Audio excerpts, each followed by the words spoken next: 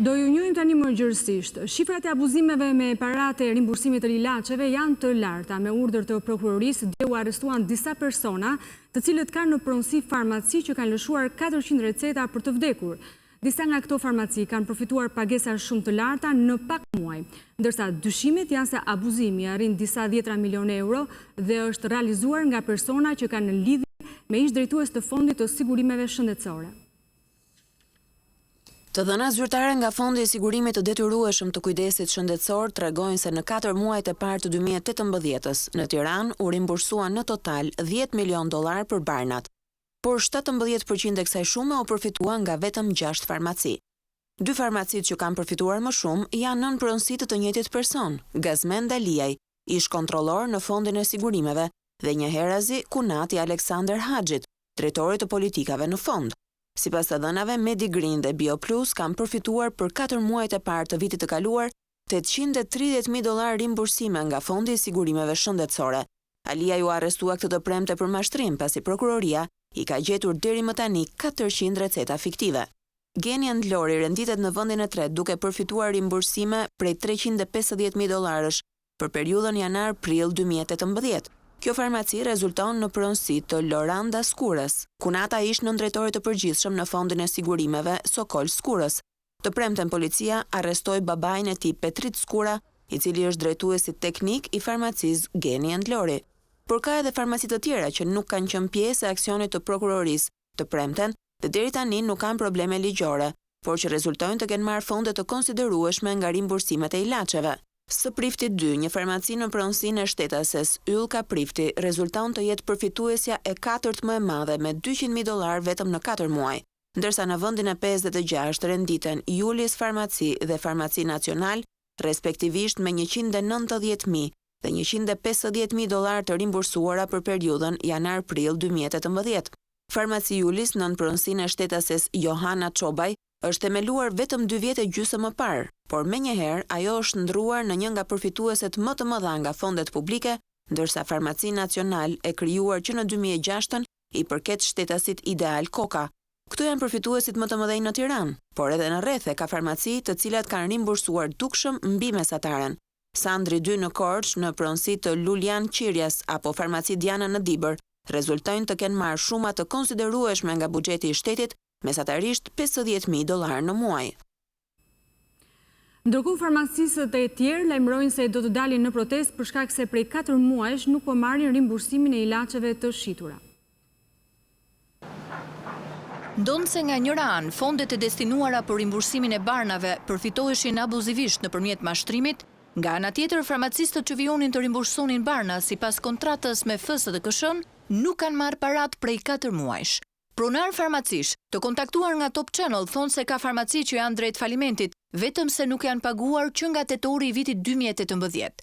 Dhe për këtë, as depot farmaceutike nuk i furnizojnë më me barna, pasi nuk mund të shlyejnë detyrimet financiare. Të gjendur në këtë situatë, të gjithë farmacistët që ushtrojnë aktiviteti në farmaci me kontrat me Fondin e Detyrueshëm të Kujdesit Shëndetësor, do të protestojnë të hënën para zyrave të këtij institucioni, me qëllim zhbllokimin e kësaj situate. Ky është një vendim i marrë nga urdhri i farmacistëve të Tiranës. Në rast se nuk do të zgjidhet kjo situatë krijuar nga fondi, atëherë farmacistët nuk do të pranojnë të ekzekutojnë receta me rimbursim që u lëshohen pacientëve. Ky është Top Channel. Partia Demokratike zgjodhi sot kryesinë e saj të re dhe drejtuesit e departamenteve në mbledhjen e Këshillit Kombëtar. Kryesia do të mblidhet më pas për të vendosur kohën kur do të nisin protestat e lajmëruara. Basha në fjalën e hapis tha se protesta do të bëhen për të rrëzuar Ramën nga pushteti. Këshilli Kombëtar i Partisë Demokratike doli me 2 vendime të rëndësishme. Ai ngarkoi strukturat e reja drejtuese të partisë për organizimin e protestave deri në largimin e Edi Ramës, si dhe të mbështesë si zgjidhje politike të krizës në vend, krijimin e një qeverie kalimtare për përgatitjen e zgjedhjeve të lira dhe të ndershme. Nëse ka një pyetje me cilën ndeshem ditë për ditë është kur do rrëzoni Ramën, si do ta rrëzoni. Dhe kjo mund dhe do të arrihet vetëm në një mënyrë, duke bërë njerëzit për vete, duke u ngjallur atyre besimin tek ne, sa më shumë shqiptar të bashkohen rreth nesh, aq më shpejt do ta rrëzojmë këtë regjim, aq më shpejt do ta shporrim Edi Ramën. Por jo vetëm largimin e Edi Ramës, kryedemokrati Basha kërkoi edhe dërgimin e tij para drejtësisë. Sepse me pushtetin e marrë me hajdut dhe kriminal ai është pasuruar në mënyrë marramendse, ndërsa shqiptarët ndeshen për ditë me pasojat e qeverisjes së tij. Këtë lloj politikani hajdut, gënjeshtar, arrogant, duhet ta çojmë para drejtësisë. Por cila është alternativa e Partisë Demokratike? Për ndarjen e politikës nga krimi, përmes vetimut politikanëve, për t'u marrë Shqipërinë oligarkëve dhe për t'u kthyer atë qytetarëve përmes platformës tonë antimafia, për dekriminalizimin e zgjedhjeve, për një Shqipëri të taksave të ulta, për të mos humbur dhe këtë vit trenin e integrimit evropian të Shqipërisë në Bashkimin Evropian. Mes demokratëve pati nga ata të cilët humbën postin dhe folën për intriga. Pa diskutim nuk ka rëndësi nëse luan pa top apo luan me intrigë, unë luaj me zemër. Zoti Basha propozoi kandidaturat për çdo funksion, i kërkoi Këshillit që dje ka kërkuar në konferencë për shtyp, i kërkoi dhe nëse ka kandidatura të tjera alternative, ja kërkoi dhe sot, nuk pati kandidatura të tjera alternative. Demokratët votuan drejtuesit e ri të partisë, me të cilët Lulzim Basha synon të vinë në pushtet. Gazmend Bardhi, i cili ka udhëhequr si këshilltar betejat më të mëdha ligjore të Partisë Demokratike, u zgjodh në funksionin më të lartë të partisë, si sekretar i përgjithshëm. Fitues për secilin pozicion janë sekretari i përgjithshëm Gazmend Bardhi, sekretar për çështjet ligjore Çlirim Gjata, sekretar organizativ Sahit Dollapi, sekretar për çështjet zgjedhore Ivi Kaso dhe sekretar për burimet njerëzore Ervin Minaroni. Garës ju nënshtruan vetëm kandidatët për sekretariatet dhe antar kryesie, dy nënkryetarët Spau dhe Paloka dhe kryetari i Këshillit Kombëtar Bujar Nishani u vot besuan, ndërsa kreu i Komisionit të Apelimit Arben Ristani dhe ai i Bordit Financiar Alfred Rushaj u zgjodhen me votim të hapur dhe pagar, ndryshe nga sa parashikon statuti. Kryeministri Rama dhe kryebashkiaku Veliaj prezantuan në qytetin Studenti projektin për ndërtimin e një kampusi të ri për studentët. Bëhet fjalë për 11 godina të reja dhe një bibliotekë të madhe. Rama tha se hapësirat u zaptuan nga njerëz me pushtet. Pas kësaj deklarate, ish presidenti Nishani bëri padi për shpifje. Kampusi universitar, tha Rama, mbaron në fundin e mandatit tjetër të kryetarit të bashkisë, duke bërë kështu edhe një konfirmim të Veliajt. Brenda mandatit të ri të kryetarit të bashkisë përfundon kampusi i ri universitar për studentët. 240.000 m2 është gjithë sipërfaqja, por mungojnë 13.000 m2 të cilat janë zaptuar dhe kanë penguar zhvillimin e projektit të bërë gati që në vitin 2015, tha kryeministri i vendit Edi Rama. Simboli i këtij zaptimi është marrja e mencës së madhe të qytetit Studenti nga vllai i një presidenti republike dhe kthimi i mencës në loto. Sa të leximit më saktë u kthyen në klube striptizi ose në loto, po ashtu u zaptuan godina për qëllime personale, u ndërtuan pa leje, u ndërtuan dhe me leje. Këta nuk janë thjesht zaptus që mund t'i marrësh dhe t'i largosh. Dhe kjo është arsyeja pse edhe projekti është vonuar. Janë bërë legalizimet, këta janë pronar dhe përsëri duhet i paguhet. Teksa shpaloste projektin për kampusin universitar, ku përveç donatorëve të huaj, qeveria ka akorduar një fond bashkisë për të filluar punë, një studente ka tentuar të ndërpres fjalën kryeministrit. Po, tani dil jashtë. Ja. Tani dil jashtë. Kaq. Projekti i kampusit do të diskutohet deri në fillim të verës dhe një grup i përbashkët ndërmjet Ministrisë së Arsimit dhe Universiteteve do të paraqesin ndërhyrjet e nevojshme në të. Spari me shtimin e 11 godinave të tjera në qytetin Studenti. Disa godina janë përtej riparueshmërisë dhe një për shembull që është identifikuar e pa rikonstruktueshme do të rrezohet dhe do ndërtohet nga e para, po në total do të kemi 11 godina të reja. Planifikojmë që të ndërtojmë një mega bibliotekë për qytetin Studenti. Nevoja për një mencë moderne dhe jo për mini qeliza të shpërndara në qytetin Studenti është reflektuar.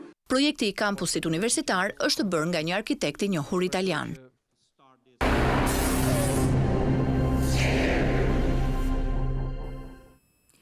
Një skem tjetër mashtrimi u zbardh nga prokuroria dhe hetimi tatimor. Një grup personash u arrestuan si përgjegjës për vjedhjen e 18 milionë eurove nëpërmjet rimbursimit të TVSH-s. Grabitësit e vërtetë ende nuk janë kapur, ndërsa ata që u arrestuan janë kamarier apo lavazhier. Njëri prej tyre për tatimet është biznesmen, por në të vërtetë është aq i varfër sa edhe dhomën e vogël me qira nuk e paguan dot. Bledar Metko, administratori firmës Bleme, me një faturë shitje për rreth 216 milion lekësh, jeton pikërisht në këtë ambient, i cili nuk është më i madh se 20 metra katror.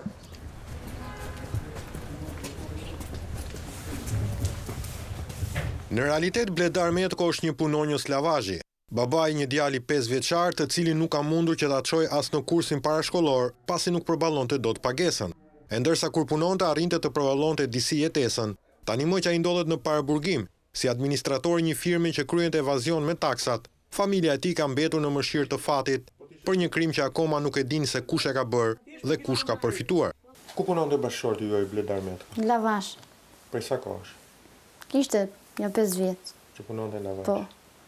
Çfarë të ardhurash siguronte nga ky lavazh? Ishte punëtor atë? Punëtor. Punëtor sa të lajte makina me përqinj. Kishte me përqindje sipas makinave. Po. Këtu në këtë ambient që jetoni, vetëm ky është ambienti ku jetoni? Po, vetëm këtu, tu jetosh. Për sa kohë jetoni këtu? Një vit. Që nga dhe që kishte në uduktit qera jam më e lirë, nuk kishte mundësi që të mërojnë shtëpi tjetër. Sa është qeraja mujore këtu që pagoni? 100.000 lekë. Me se do ta pagoni qeran? Tani se nuk do ta pagojmë, do na nxjerrin jashtë. Do të të nxjerrin sot e shtim për nesër, të shoh çfarë do bëj nesër. Kur e morët vesh që bashkëshorti juaj është ndalur? Kur e morën vesh na e priçim që të vinë nga puna dhe na morin telefon, që jam në arjen policive. Për çfarë? Se ditha për një punë azistence, që kam hedhur firmë. Vetëm për një azistencë. Më kanë thënë ndo që do më mërgullojnë një azistencë për djalin nga dhe që jam me qera. Përveç se ka qenë administrator, por sipas informacioneve dhe hetimeve që ne po shikojmë, flitet që Bledar Metko ka pasur dhe 7 persona të punësuar. Por shikohet që gjendja aktuale ekonomike e të ndaluarit e Bledar Metko është një gjendje migjeniste, një gjendje e varfërisë ekstreme. Bashkëshortja dhe të afërm të Bledarit shpresojnë që prokuroria të gjejë sa më shpejt personat përgjegjës të kësaj skeme mashtruese, në mënyrë që Bledari të rikthehet pranë familjes, e cila edhe në kushtet kur kryefamiljari punonte, ishte në një situatë të vështirë ekonomike, ndërsa tani janë në mëshirë të fatit. Me ligje dhe buka edhe djathi që shitej në treg duhet të kenë një etiket ku të shënohen të gjithë përbërësit. Por nga një verifikim i thjesht në treg, kjo gjë nuk ndodh dhe për më tepër, asnjë institucion nuk e kontrollon. Personat, organizmi të cilëve nuk pranon disa lëndë ushqimore, janë edhe më të rrezikuarit. Ligji për etiketimin e ushqimeve dhe informimin e konsumatorit kërkon që çdo produkt ushqimor të pajiset me një etiket ku të shënohen përbërësit. Në dorë kam djath të përzier, të paktën kaq informacion sigurova nga etiketa pranë dyqanit ku unë bleva këtë produkt ushqimor. Shumë herë kemi dëgjuar që djathi gjithashtu përgatitet me 20 shte. Kjo e fundit shkakton probleme serioze për shëndetin e atyre personave të cilët janë të prekur nga diabeti. Pavarësisht kësaj, i vetmi informacion që ne na sigurohet është lloji i djathit duke mbyllur me një fjali, i freskët. Djath me përmbajtje 20 shteje, a kemi pranë biznesit tuaj? Absolutisht jo. Jo se ka ndonjë gjë të keqe, kjo nuk përmban si gjë të keqe, por po të kishim do ta kishim deklaruar tek etiketa që djathi ka përmbajtje 20 shteje, në mënyrë që klienti të jetë informuar në çdo kohë. Është interesin tonë ta respektojmë ligjin. Në momentin që ju blini djath, ke ndonjë etiketë aty te produkti? Jo, s'dihet fare asgjë. Se çfarë pihet nuk dihet. Thonë ditën e marr me një ven, aty kam sigurike ato, edhe nëse s'është e freskët, më thonë mos e merr. Etiket produkti nuk ka. Jo, aty për momentin jo. Të lutem jepni buftizes. Kjo është porosia që bën konsumatori shqiptar pranë furrës së bukës. Ai zotëron vetëm këtë informacion. Konsumatori nuk e di se cilët janë elementet përbërës të kësaj buke. Kur bleni bukë, a ka etiket produkti? Jo. Ne shkojmë marrim bukën dhe vim. Bukë bardh, bukë zezë, pa të zim gjë. Por si duhet të tregtohet buka? Një gjë të tillë do të na e tregoj prodhuesi Avninela. Të gjitha janë të vendosura buka e zezë, bukë bio, bukë natyrale, bukë e bardhë, fshati, të gjitha llojet e produkteve janë të vendosura të gjitha ke letra. Për arsye sepse sot problemi më i madh është ka dhe njerëz shumë të cilët vuajnë nga gluten free.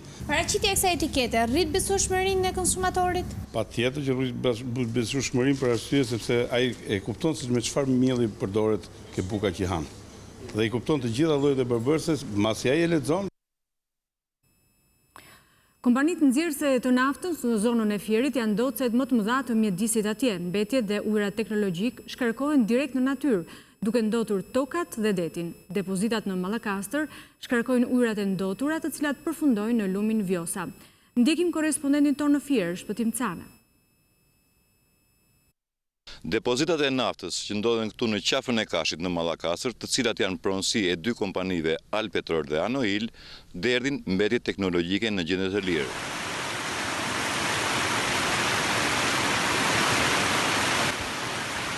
Ujërat me mbetje të naftës bruto burojnë nga do dhe derdhen si ky porrua pas një pengesë. Stacioni pompimit që duhet t'i grumbullonte këto rrjedha dhe t'i kthente në vend burim nuk punon prej më shumë se 20 vitesh. Këta janë disa nga prenjtë që grumullojnë ujërat teknologjik që dalin nga dekantimi i naftës. Këto ujëra me përbërje të dëmshme kimike, pasi përshkojnë tokat bujësore, derdhen në liqenin e Kashit dhe më pas në lumin Vjos.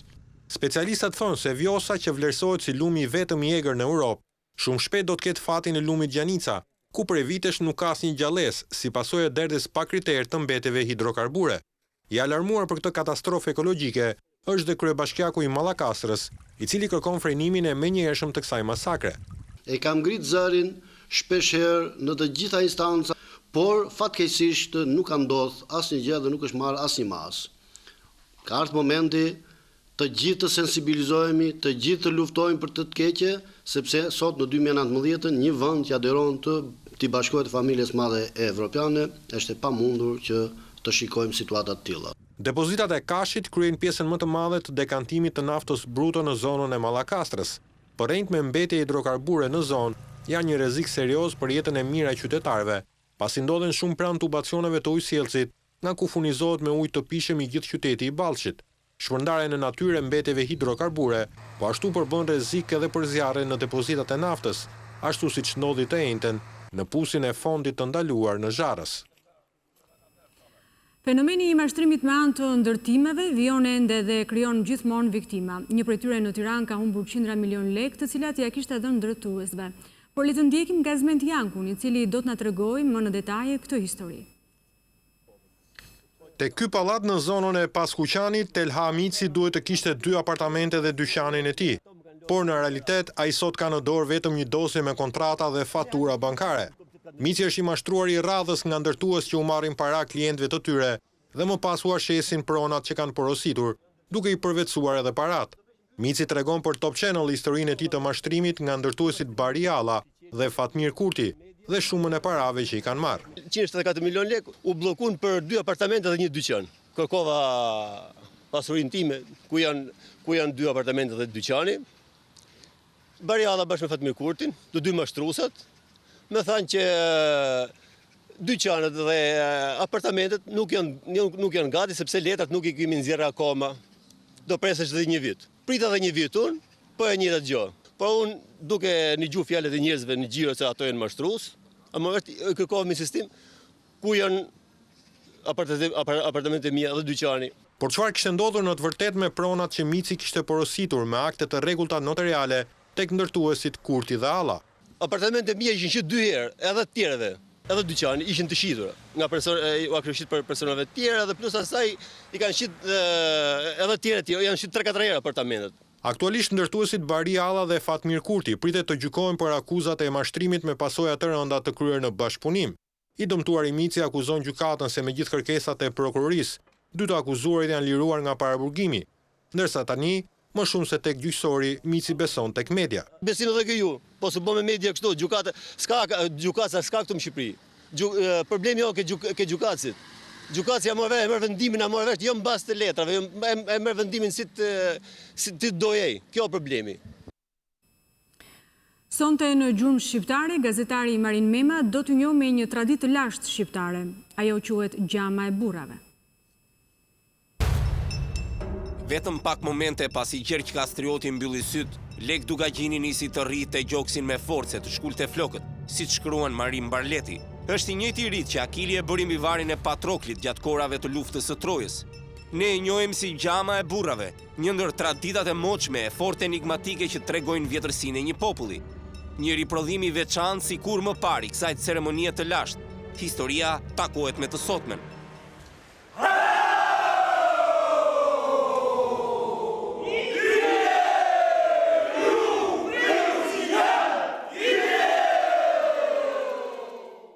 Por kuj ka fillesat më saktësisht gjama e burrave? A ka dëshmi të prekshme të këtij riti të lashtë? Si është pasuar ai nga ilirët, tek arbrit, deri tek shqiptarët e sotëm? Për fat, dëshmit, provat nuk mungojnë. Cikli i gjurmë shqiptare i gazetarit Marin Mema sonte në orën 20:10 minuta. Përveç anës historike, do të risjellë si kur më parë të riprodhuar edhe gjamën e mbajtur më se 5 shekuj e gjysmë më parë mbi trupin e Gjergj Kastriotit. Gjama e burrave, nga Marin Mema, sonte ora 20:10 në Top Channel.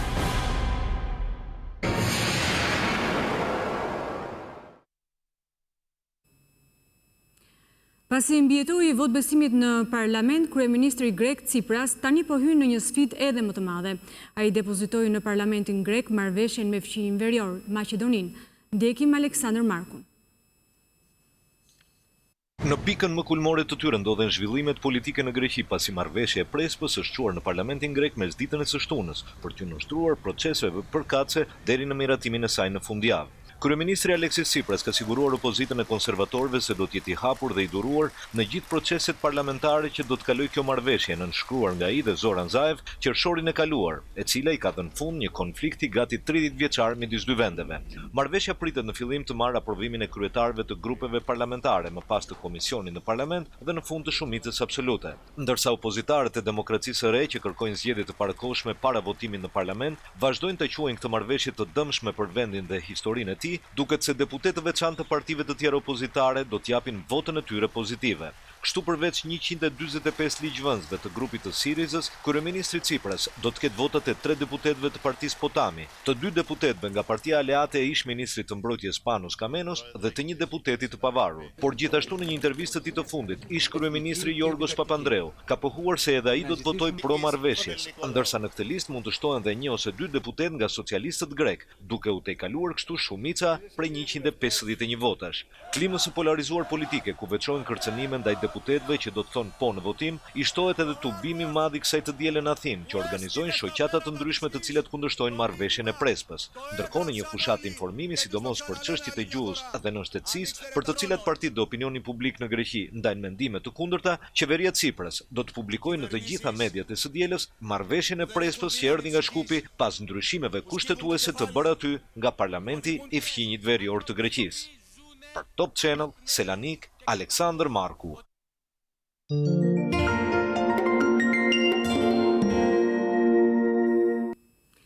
Max Velo ka hapur ekspozitën e tij me punime që datojnë shumë vite më parë. Fshati primitiv ndriçohet nga meteor. Kështu i quhen shpërtimet artistike që lidhen me mbresat e jetës dhe origjinës së tij, artisti Max Velo. Imazhe të cilat që prej 64-s i vinin bardhëzi, tani vinë përmes një harmonie ngjyrash. Ai e fillon këtë ekspozit me një cikël nudosh, sipasi një kulture munguar në vendin tonë.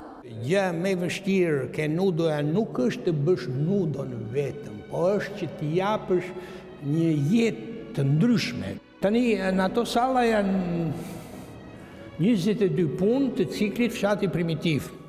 Këtë i quaj zogu i artë nga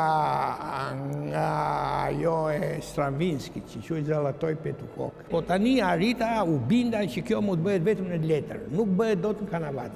E para e dytë kam përdorur presimin. Në punët e tij ka shumë ngjyra, por edhe cirk. Të për guximin që janë vendosur ngjyrat njëra mbi tjetrën, e kupton?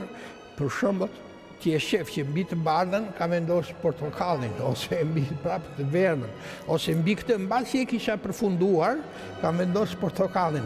Nuk është e vështirë të fshuash edhe nostalgjinë e tij për vitet e fëmijërisë. Pastaj janë jetona dhe këto përjetimet gjatë jetës, për shembull ajo aty quhet Nata e Shën Bartolomeut. A mund ta komentojmë? Po, ta afrohemi, është një ballo, është një gëzim edhe me njerë gjaku shpërthen ke në skenë.